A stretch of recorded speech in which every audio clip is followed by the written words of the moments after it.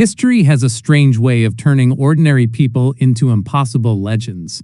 A single battle becomes a miracle. A clever commander becomes a mythical hero. A misunderstood woman becomes a witch. By the time those stories are passed down through generations, the truth has almost completely disappeared. That's one of the oldest themes in George R.R. Martin's world. Characters don't just shape history, they're reshaped by the people who remember them. And I don't think that's happening by accident in House of the Dragon. In fact, I think Episode 4 quietly begins setting up one of the most fascinating legends the series has ever hinted at. Not the rise of another queen, not the birth of another conqueror, but the creation of a story that frightened villagers might tell their children for generations.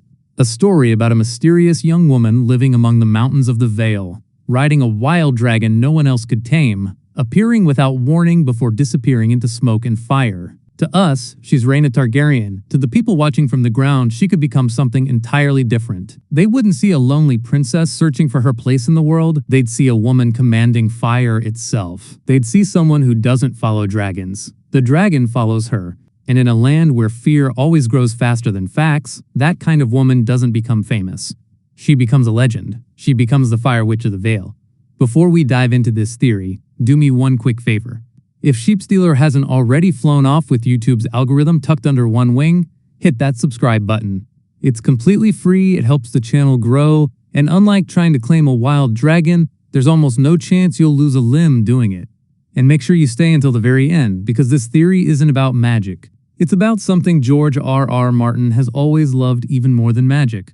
How stories become history, and how history slowly transforms into myth. Let's quickly recap where Rhaena's journey stands. Since the beginning of House of the Dragon, she's lived in the shadow of other Targaryens. While princes and princesses around her bonded with dragons, Rhaena carried the quiet pain of being left behind. Targaryen without a dragon, disregarded or... Every dragon that accepted another rider became another reminder of what she believed she lacked. The series has never needed to say those words out loud because the emotion has always been visible. She wasn't jealous of power.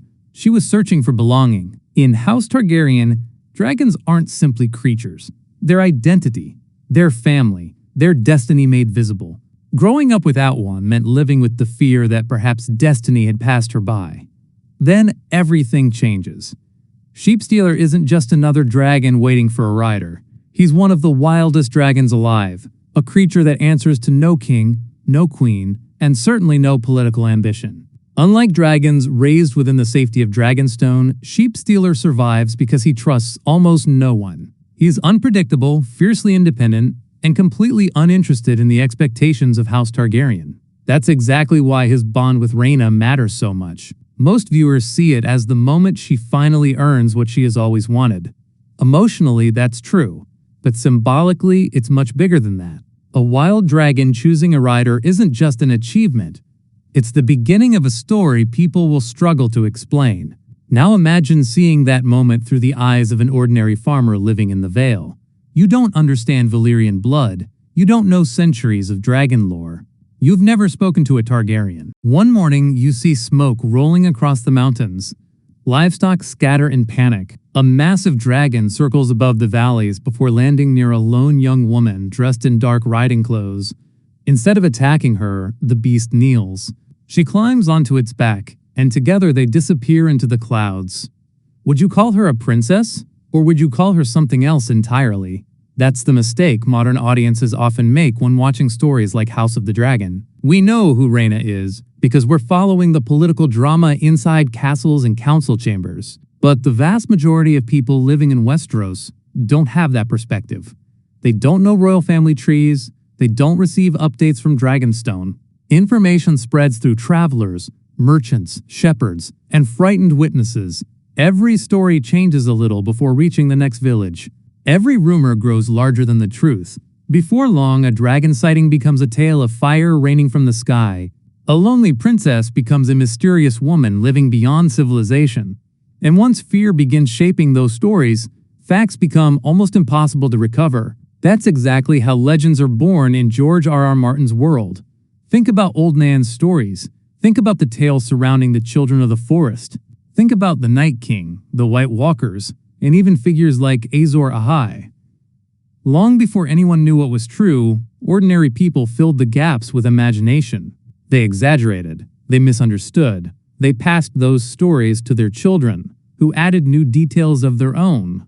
Eventually, history became mythology. Why should Rhaena be any different? In many ways, she's the perfect candidate for that transformation.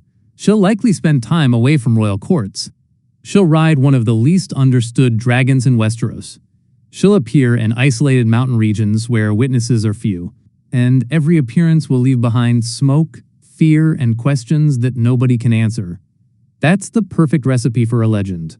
Not because Rhaena changes, because the people watching her do. The more you examine Sheepstealer's history, the more believable this theory becomes. Unlike dragons raised inside the dragon pit or those that spent years living alongside the Targaryens on Dragonstone, Sheepstealer has always existed on the edge of civilization. He earned his name by descending from the mountains to steal livestock before disappearing back into the wilderness, leaving terrified farmers with little more than burnt fields, scattered flocks, and stories no one could fully explain. Long before Rhaena ever approaches him, Sheepstealer is already becoming a legend in the minds of ordinary people. To nobles, he's a wild dragon. To shepherds, he's a nightmare. Every attack adds another layer to his reputation, and every retelling makes him seem larger, darker, and more mysterious than the last. That means Rhaena isn't simply bonding with a dragon, she's inheriting a legend that already exists. Now imagine what happens the first time those same shepherds see the dragon return. Except this time, he isn't alone. Instead of swooping down to steal another sheep, he lands beside a young woman who climbs onto his back as though they've known each other for years. That image alone would be enough to spread stories across the Vale. Not because people understand dragon bonds, but because they don't. Fear always fills the empty spaces left by ignorance.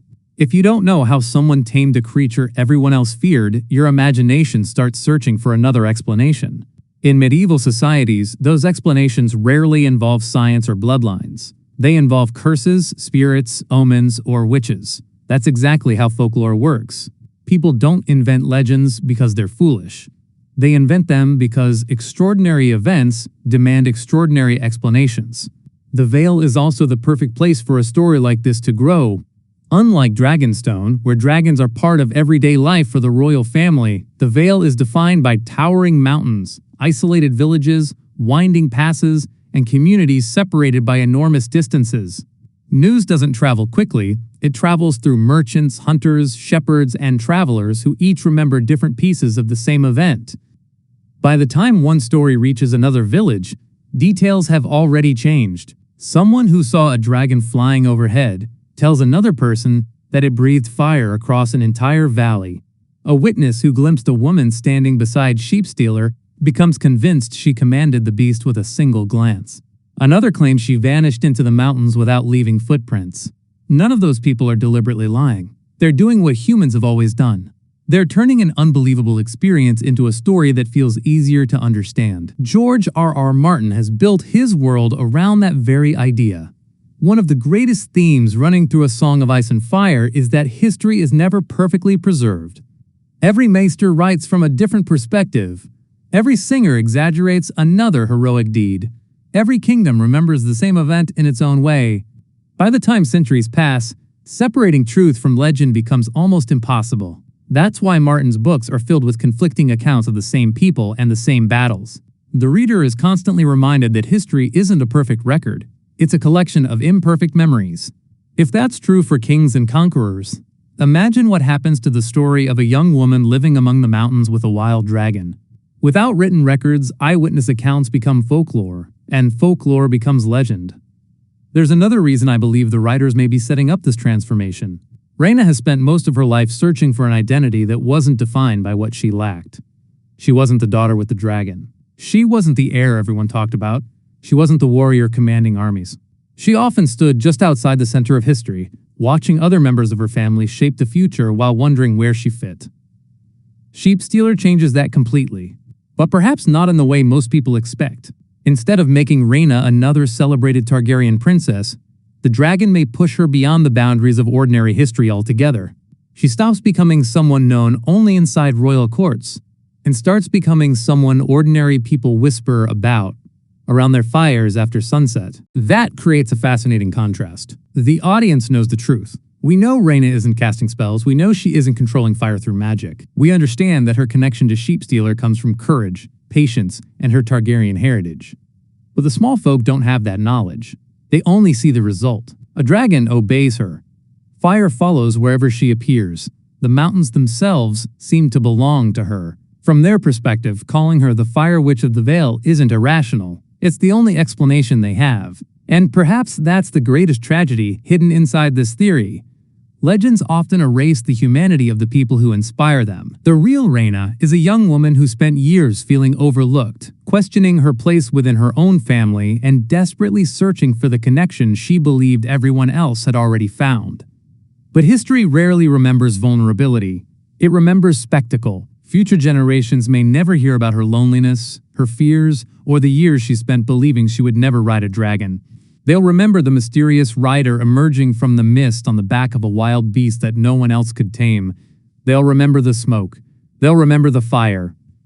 And slowly the person disappears while the legend takes her place. If that's the direction House of the Dragon is heading, then Rhaena's greatest transformation won't be physical at all. It will be historical. She won't become a witch because she practices magic. She'll become one because history has always struggled to explain extraordinary women. The same fear that turns dragons into monsters can also turn Dragonriders into myths. And in a world where truth is carried by rumor instead of books, a princess with a wild dragon doesn't remain a princess for very long. She becomes a story. And sometimes, stories outlive kingdoms.